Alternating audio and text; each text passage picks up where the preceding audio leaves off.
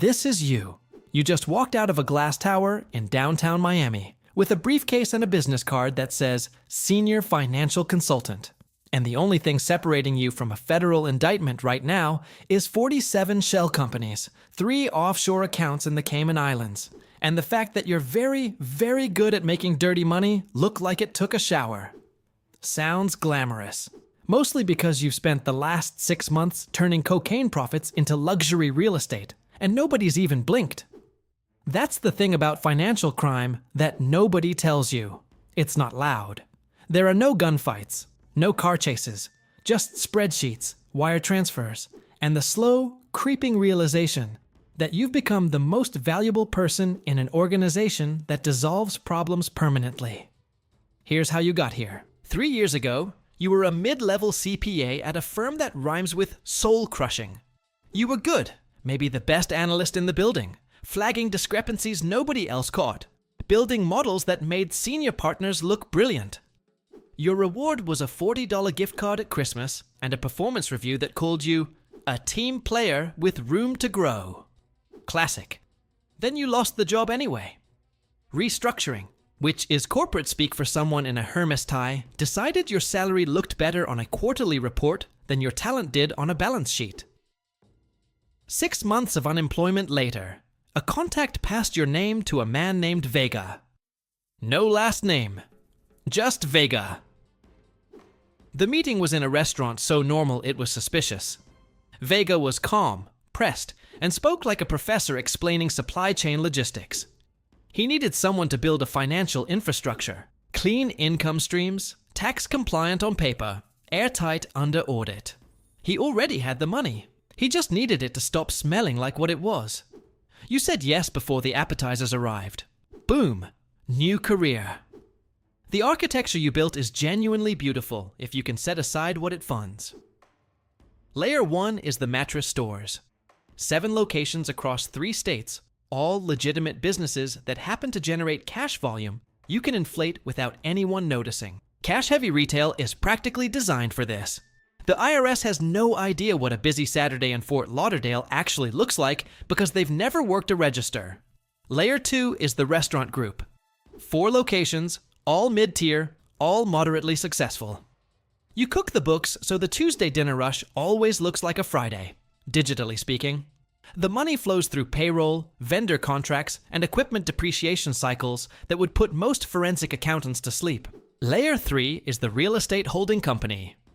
Properties in 3 LLCs nested inside 2 more LLCs registered in Delaware and Wyoming.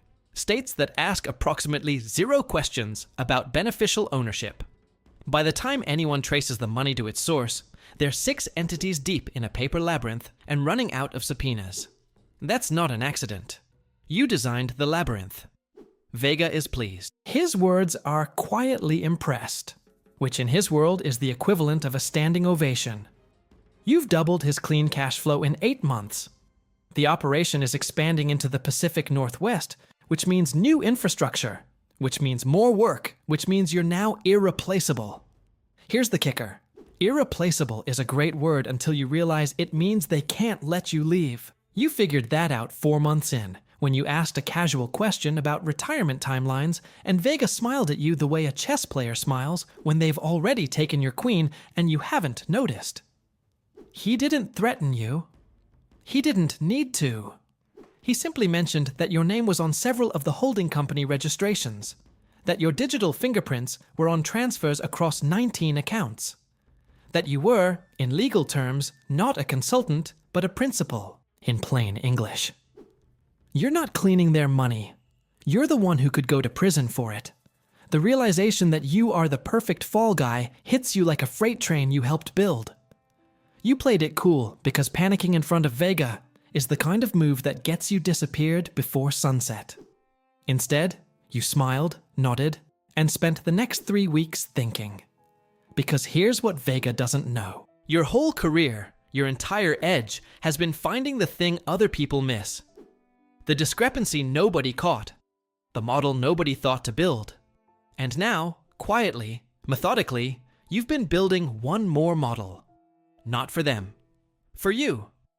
Every transaction you've processed, every wire, Every shell company formation, every cash deposit that turned into a restaurant receipt, you've documented. Not in their system. In an encrypted archive on a server that doesn't exist on paper. Maintained by a hosting company in a country with no extradition treaty. 6 months of receipts, transfers, and communications. Enough to bring down 3 cartel lieutenants, 2 corrupt port inspectors, and a state senator whose re-election campaign received a very large donation from a LLC that traces back to mattress store number 4. That's your exit strategy.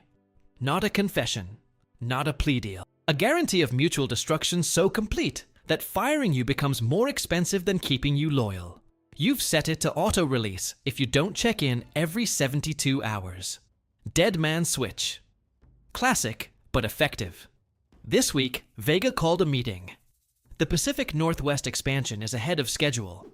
He's bringing in a second financial architect, someone he found overseas, to run the new infrastructure. He wants you to train them. He says it with that same Professor Calm, but you've been in enough boardrooms to read the subtext. You're being copied, backed up. The moment your replacement is operational, you become a liability with too much information. You sit across from him at that same normal restaurant, looking perfectly composed, while your brain is running the numbers at light speed. He thinks he's setting you up for retirement, the permanent kind. What he doesn't know is that you scheduled an automatic email to go out in 48 hours, unless you cancel it. The email contains everything.